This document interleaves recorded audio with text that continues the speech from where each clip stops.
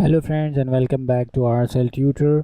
और HTML5 and CSS3 के lecture number 65 के अंदर आज मैं आपको बताने जा रहा हूं कि हम किस तरीके से हेडर एंड फुटर को जो है वो डिफरेंशिएट कर सकते हैं अपने HTML टैग्स के अंदर। लास्ट लेक्चर में मैंने टेबल क्रिएट करके दिखाया है आपको, उसी टेबल को कंटिन्यू करेंगे। और क्या करूँगा, मैं इसी को कॉपी करके यहाँ पर पेस्ट करके इसको 65 में चेंज कर दूँगा। अच्छा, ये सारे लेक्चर्स जैसे मैंने लास्ट लेक्चर में बताया था कि ये मैं ऑलरेडी अपलोड कर चुका हूँ, तो काइंडली लिंक को चेक कर लीजिएगा। डिस्क्रिप्शन के अंदर लिंक अवेलेबल है, वहाँ से आप ये फाइल्स को डाउनलोड कर सकते हैं।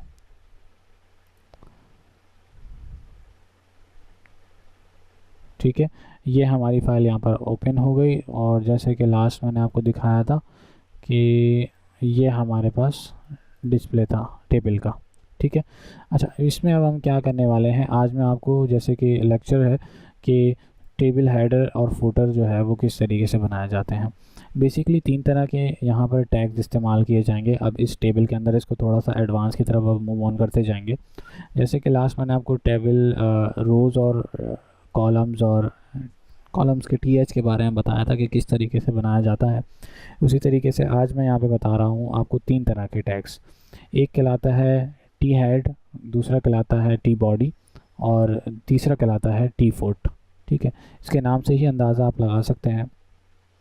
टेबल हेड जो है वो आपके हेडर के ऊपर बनाया जाता है, मतलब आप सबसे पहले टेबल हेड बनाते हैं, यानी कि टी हेड का टैग ओपन करते हैं, इसको क्लोज़ करते हैं और उसके अंदर जो है आप जितने चाहें रोज़ बना सकते हैं, यानी कि वो एक ग्रुप बन जाता है टी हेड का। टी हेड का एक ग्रुप बनता है, फिर उसके बाद टी बॉडी का एक ग्रुप बनता है और लास्ट में टी फुट का ग्रुप बनता है। अभी मैं आपको बता देता हूँ कि किस तरीके से बनाया जाएगा वो। सबसे पहले मैं इसको नीचे लाऊंगा और यहाँ पर मैं क्या करूँगा, टी हेड का एक टैग ओपन करूँगा, इसको यहाँ पे क्लोज़ करूँगा और यहाँ से इसको मैं मूव ऑन करूँगा आगे की तरफ और यहाँ पे मैं इसका टी हेड जो है वो क्लोज़ कर दूँगा। ठीक है, तो ये एक ग्रुप बन गया है यहाँ पर टी हेड का। तो अब इस टी हेड के अंदर आप चाहो तो जितने भी चाहो इसके अंदर रोज़ क्रिएट कर सकते हो। ठीक है, यानी कि ये एक सेपरेट टैग है जो कि आप यहाँ पर बना रहे हो हेडर के लिए। इनको बनाने का मकसद, मेन रीज़न क्या है, सबसे मेन इम्पॉर्टेंट रीज़न ये है कि आपको अपने टेबल को डिफरेंशिएट करना आसान होगा आपके CSS के अंदर। मतलब आप चाहो तो अपने टी हेड के कंप्लीट जितने भी हेडर्स हैं उनको आप इजीली डिज़ाइन कर सकते हो, यानी कि फॉर्मेटिंग अप्लाई कर सकते हो यूजिंग CSS। इसी तरीके से आप यहाँ पर जो है, अब जैसे कि TR चल रहा है, आप इसको डिफरेंशिएट नहीं कर सकते हो, तो उसको डिफरेंशिएट करने के लिए आप यहाँ पर क्या करोगे, एक टैग ओपन करोगे जैसे हमने टी हेड का किया था। अब यहाँ पर टी बॉडी का जो है एक टैग ओपन हो जाएगा और यहाँ पर आके हम इसका टी बॉडी का टैग जो है इस 4th के बाद क्लोज कर देंगे।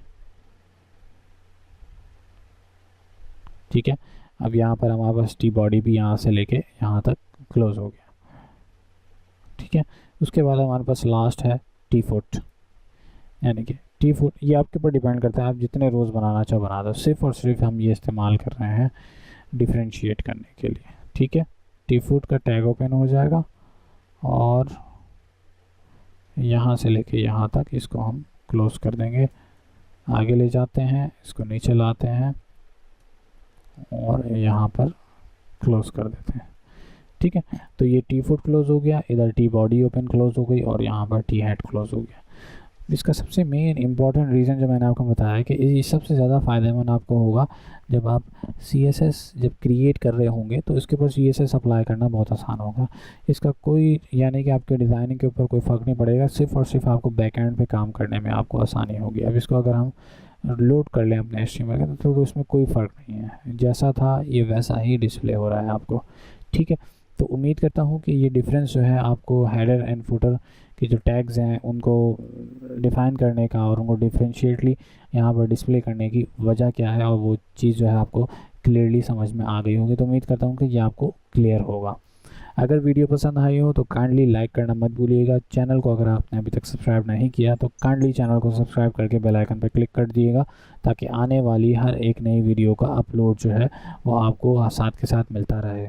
ठीक है, नेक्स्ट लेक्चर में हम लोग कंटिन्यू करेंगे कि CSS प्रॉपर्टीज़ हम किस तरह से लगा सकते हैं टेबल्स के ऊपर। तो जैसे कि मैंने आपको बताया कि CSS प्रॉपर्टीज़ यहाँ पर अप्लाई करने के लिए इस्तेमाल होती हैं। डिफरेंशिएट यानी कि डिफरेंट लेवल्स हैं, इनके हिसाब से अगर आप काम करते जाएंगे तो डेफिनेटली आप जो है एक प्रोफेशनल वे में जो है अपना एक वेब पेज आसानी के साथ और ईजीएस्ट वे में और कम टाइम के ऊपर क्रिएट कर सकते हैं।